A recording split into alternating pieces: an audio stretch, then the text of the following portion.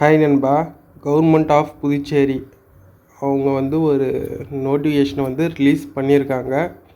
என்ன நோட்டிஃபிகேஷன், என்ன அப்டேட் எல்லாத்தையும் பார்ப்போம். இது ஒரு ஆல்ரெடி ஒரு ரெக்கமெண்ட் விட்டுருந்தாங்க, அதுக்கான அப்டேட் தான்.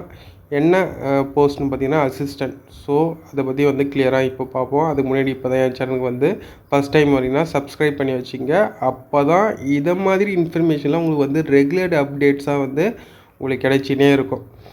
ஸோ அசிஸ்டன்ட் போஸ்ட்டுக்கான ஆல்ரெடி அப்ளிகேஷன் விட்டு அதுக்கான டேட்டு முடிஞ்சிருந்து. ஸோ அதில் சில சேஞ்சஸ் பண்ணியிருக்காங்க.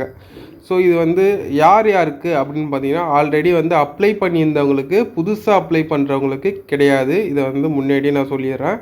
ஸோ யார் யாருக்கு அப்படின்னு பார்த்தா இன் சர்வீஸ் அப்ளிகன்ஸ்க்கு ஏஜ் லிமிட் கொடுத்துருக்காங்க. ஓகேவா? என்ன சொல்லியிருந்தாங்கன்னு பார்த்தீங்கன்னா 35 இயர்ஸ் வரைக்கும் தான் இருக்கிறவங்க அப்ளை பண்ணலாம். எஸ்சி எஸ்டி கேண்டிடேட்டுக்கு 40 இயர்ஸ் வரைக்கும் நீங்கள் இருக்கிறவங்க அப்ளை பண்ணலாம் அப்படின்னு மாதிரி சொல்லியிருந்தாங்க. இப்போ என்ன சொல்லியிருக்காங்க பார்த்தீங்கன்னா அன்ரிசர்வ்டு கேட்டகரியாக இருந்தீங்கன்னா 35 இயர்ஸ் வரைக்கும் அப்ளை பண்ணலாம்.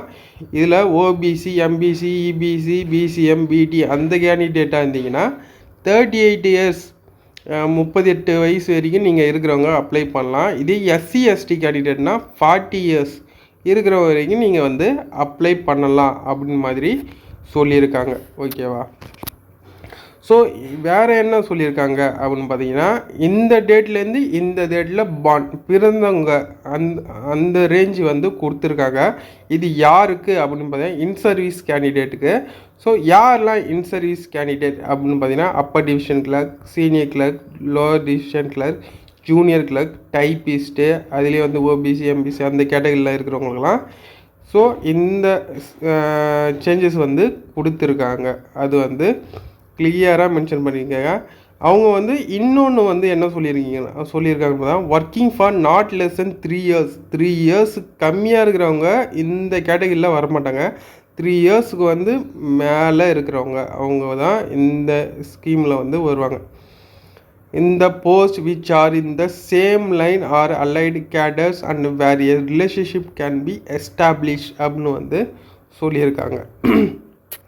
ஸோ இன்னொரு அப்டேட் என்ன பார்த்தீங்கன்னா என்ன சொல்லியிருந்தாங்க, the question will be sent in English one. இங்கிலீஷில் மட்டும்தான் எக்ஸாம் வைப்போம் அப்படின்னு சொல்லியிருந்தாங்க. இப்போ என்ன சொல்லியிருக்காங்க பார்த்தீங்கன்னா English and any of the regional language namely Tamil, Telugu, Malayalam except for English comprehension Tier 1 and English language and comprehension. English மட்டும்தான், இங்கிலீஷ் காம்ப்ரிஹென்ஷன் அதுதான் இங்கிலீஷில் வரும். மற்றபடி இருக்கிறதெல்லாம் உங்கள் ரீஜனல் லாங்குவேஜஸ் தமிழ், தெலுங்கு, மலையாளம் இதில் வரும் அப்படின்னு மாதிரி மென்ஷன் பண்ணியிருக்காங்க. ஓகேவா? இது நல்ல ஒரு அப்டேட் தான். ஸோ தமிழ் மீடியம் ஸ்டூடெண்ட்ஸ்க்குலாம் இது கண்டிப்பாக யூஸ்ஃபுல்லாக இருக்கும். யாரெல்லாம் சப்மிட் பண்ணியிருந்தீங்களோ அப்ளிகேஷனு, இந்த இன்ஃபர்மேஷன் இருந்தால் எடிட் ஆப்ஷனில் போய்ட்டு ஒன்றே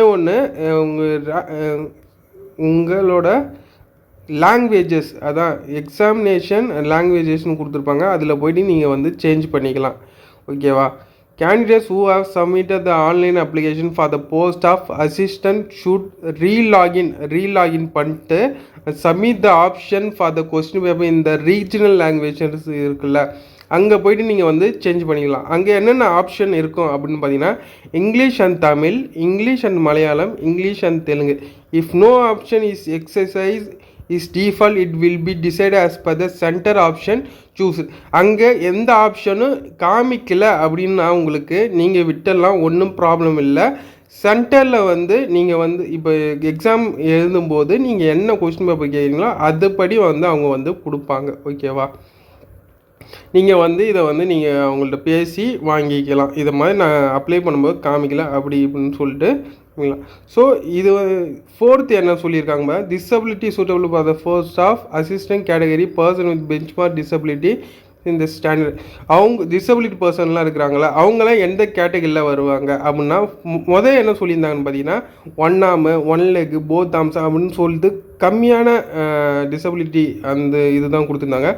இப்போ என்ன சொல்லியிருக்காங்க பார்த்தீங்கன்னா 1 arm 1 leg both arms both leg 1 arm and 1 leg, cerebral palsy, leprosy curd, dwarfism, accident as a victims, muscular டைஸ்ட்ரோஃபி அப்படின்னு சொல்லிட்டு ஏகப்பட்ட சிம்டம்ஸ் வந்து கொடுத்துருக்காங்க. ஸோ இது வந்து ஒரு நல்ல ஆப்ஷன் அப்படின்னே சொல்லலாம். ஓகேவா? ஸோ இப்போ வந்து நல்லாவே ஒரு சில சேஞ்சஸ்லாம் நல்லாவே பண்ணியிருக்காங்க. இது கண்டிப்பாக எல்லாருக்கும் யூஸ்ஃபுல்லாக இருக்கும்னு நினைக்கிறேன். ஸோ இது வந்து கொடுத்துட்டாங்க. நீங்கள் வந்து எடிட் பண்ண வேண்டியது தான், ஆல்ரெடி அப்ளை பண்ணவங்க. ஓகேவா? எதுக்குள்ளே நீங்கள் அப்ளை பண்ணணும் அப்படின்னு பார்த்தீங்கன்னா, க்ளோசிங் டேட் எப்போ சொல்லியிருக்காங்க 30/9/2024. ஸோ ஒரு 7 days 6 days தான் இருக்குது. அதுக்குள்ளேயே நீங்கள் வந்து அப்ளை பண்ணிக்கலாம், டைமும் இருக்குது. ஓகேவா?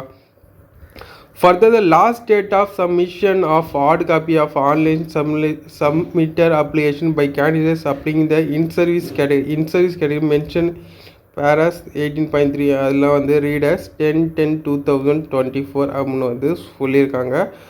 All other conditions of notification remain unaltered. மற்ற நோட்டிஃபிகேஷன்லாம் வந்து இதெல்லாம் வந்து நீங்கள் வந்து எந்த ஆல்ட்ரு வந்து பண்ண முடியாது. இது அசிஸ்டண்ட்டுக்கான மட்டும்தான் வந்து சொல்லியிருக்காங்க. ஓகேவா? கண்டிப்பாக இந்த வீடியோக்கு எல்லாருக்கும் யூஸ்ஃபுல்லாக இருக்குன்னு நினைக்கிறேன். யூஸ்ஃபுல்லாக இருந்துச்சுன்னா லைக் போட்டுருங்க. இதுமாரி இன்ஃபர்மேஷன்லாம் உங்களுக்கு ரெகுலராக தேவைப்படால் சப்ஸ்கிரைப் பண்ணி வச்சுங்க. தேங்க்ஸ் ஃபார் வாட்சிங்.